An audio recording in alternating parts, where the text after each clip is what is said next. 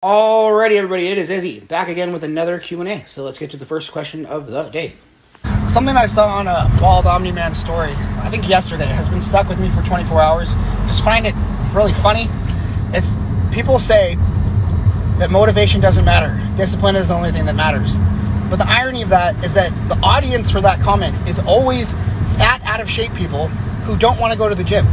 And they're using it as motivation to get fat people to go to the gym, to get out of shape people to go to the gym, people who don't like going to the gym.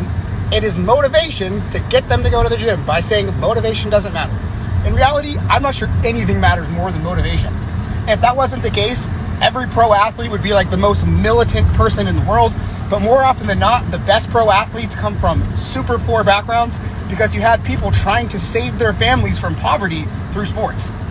Motivation matters, and it matters a lot. In fact, it matters so much that people even say it doesn't matter as motivation. Anyway, let's do a Q&A. What are some high-calorie, healthy staples in your diet? I got my blood pressure too high, eating like going from 180 to 210. Listen, man, you're not ready for this answer from me. I don't care if it tastes good. I don't care if I'm hungry. The only thing in my diet never changes. It's rice and potatoes, man. Rice and potatoes with salt.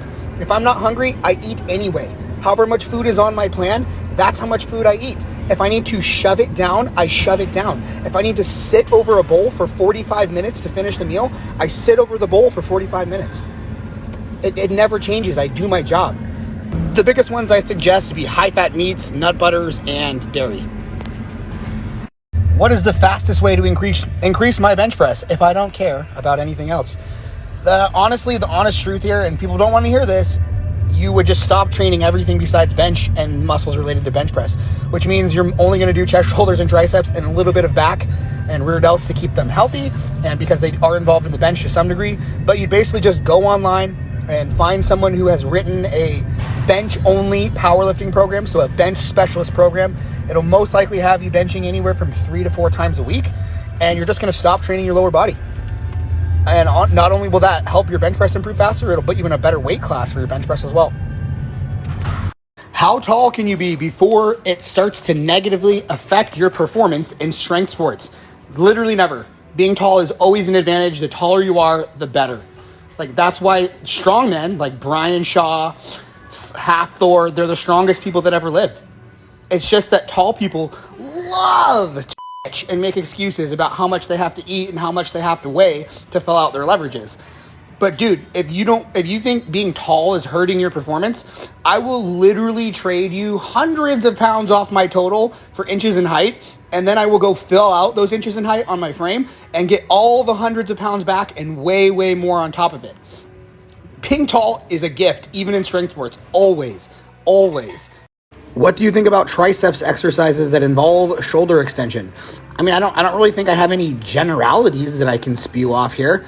It doesn't really matter what I or anyone else thinks, man. Like, if you do an exercise and it gives you a good stimulus to fatigue ratio, it doesn't hurt your joints, you feel tension, pump, and disruption in the target muscle, there's absolutely no reason for you to not use that exercise.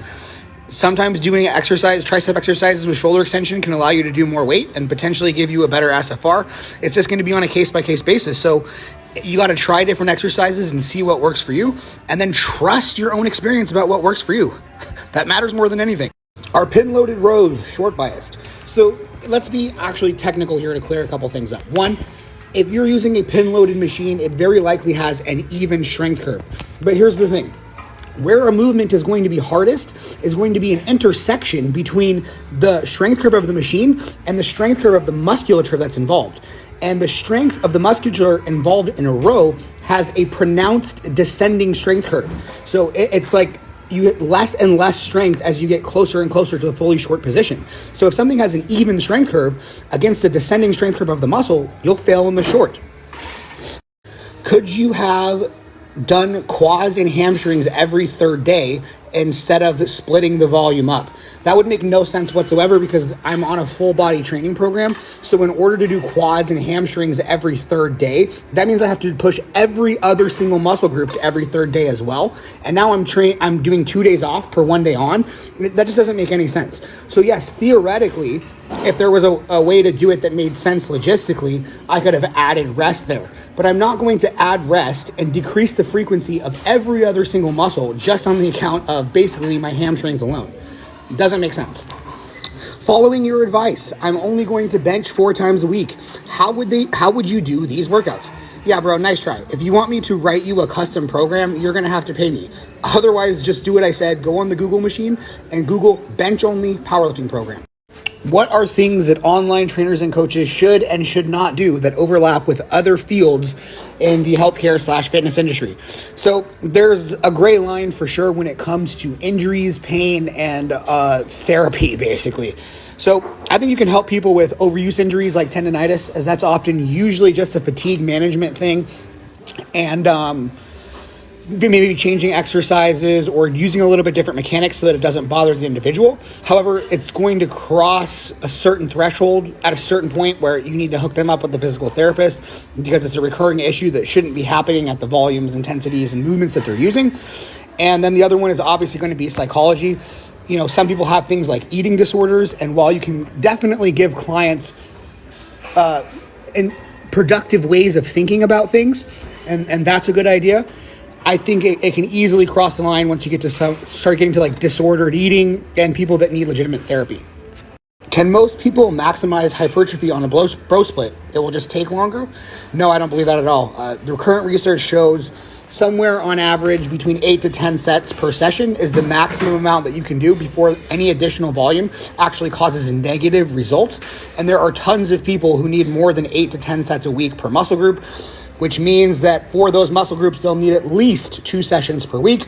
Second, I just don't think that you can actually do this because I don't think that you can volume equate. I don't think that 3 sets done 3 times a week is the same in terms of stimulus as 9 sets done once a week. The 3 for 3 is better stimulus. Why don't powerlifting federations make tons of money? Because nobody pays to watch powerlifting. I mean, it's really that simple. They make literally all of their money off of yearly membership dues from competitors and then competitors' meet entry fees. And even if you're a huge powerlifting federation, you have what, 10,000, 20,000 active members? You need an audience in order to make quote unquote tons of money. It doesn't matter what the sport is. It's just never going to be that big if it's only generating revenue from the actual competitors themselves and there's no audience. The one exception might be something like golf, but the thing is that golf is so expensive to play and there's so many people that do it as a hobby that each customer you get is worth like thousands of dollars. It's just not the case in powerlifting. What is the best way to train for an iron grip? Well, believe it or not, man, just do actual grip work. So things like weighted carries, static holds for time with various amounts of weight. Your crushing strength, things like the captains of crush grippers can give you sort of a quantifiable way to do that with also increments that you can actually increase by. But yeah, for the most part, you're just looking at actually training your grip, which lifting doesn't really do outside of maybe like deadlifts, but most people do over under on deadlifts or use straps. So almost everything that happens in lifting has a very minor effect on grip. And if you want an actual quote unquote iron grip, you're going to have to directly train your grip. And again, that's going to mean doing weighted carries without straps. It's going to mean doing timed holds with increasing loads. And you're going to want to do pinching and crushing work. And the easiest way to do that is like the captains of crush grippers and products like that. Should the magnitude or lack thereof and duration of a surplus be judged along with training according to lift progression? 100%. I mean, I actually look at pictures as the number one most important thing, and then lift progression. It's probably more important than scale weight, although you want all 3. I mean, here's the thing. Like, I actually had someone just ask me this on YouTube yesterday. Like, what does it mean if I've gained 5 to 10 pounds and I haven't gained any strength on my lifts? It means that you just gained 5 to 10 pounds of pure fat. So if your training isn't producing any strength progression whatsoever, it's also not producing muscle gains. And if you're getting very minor strength progressions, you're getting very minor muscle gains, and you shouldn't have an aggressive surplus being paired with that. What are some things you see people doing wrong when trying to build glutes? So I'm not being sarcastic at all. I literally have no idea. I don't watch other people in the gym. I think that's kind of rude. And I definitely don't pay attention to what like the people are doing on Instagram. If you want bigger glutes, do a hip thrust, deadlifts and squats, deep, and some sort of unilateral work. And that's pretty much it. Is everyone's recovery time different for squats and deadlifts? For example, I'm currently doing squats and deadlifts both twice a week. The weaker that you are, the more that you can get away with that. And this is why beginners should do higher frequency programs that hit the big movements more often, because they can hit them that often and still progress. The stronger that you get, the more that lower back recovery becomes a limiting factor. And when you see people doing 500 plus squats on a weekly basis, they rarely squat more than twice a week. When you get to like the 600 plus range on deadlifts, it's rarely deadlifting more than once a week, and sometimes it's even deadlifting less than once a week. So it really just depends on how strong you are. Personally, I squatted 3 times a week all the way up until my squat was at 365. And from there, I had to drop it to twice a week because I just couldn't recover anymore. But it's not until you get really strong that you have to do these movements less and less often. What brand of barbell would you recommend to somebody who is looking to purchase one? It totally depends what you want from the barbell, man. Like if you're gonna do like the Olympic lifts, like snatch, clean and jerk, you're gonna want an Olympic lifting barbell that has collars that spin really well and has Olympic lifting lines on it versus like a powerlifting bar markings. If you're looking to do powered lifting, you're probably gonna want to get something like a Rogo higher power bar, or if you have an unlimited budget, something like an Eleiko power bar. If you're just looking for like a general all-purpose bar to go in your garage that's not going to get bent, that's a pretty decent deal, I would say a Texas Power Bar dollar for dollar is a great deal. But yeah, it just depends what you want. Alrighty, that is the end of the video, folks. So you know what that means. If you like the video, please like the video. Leave any questions or comments below. Subscribe if you haven't already. And have a wonderful rest of your day.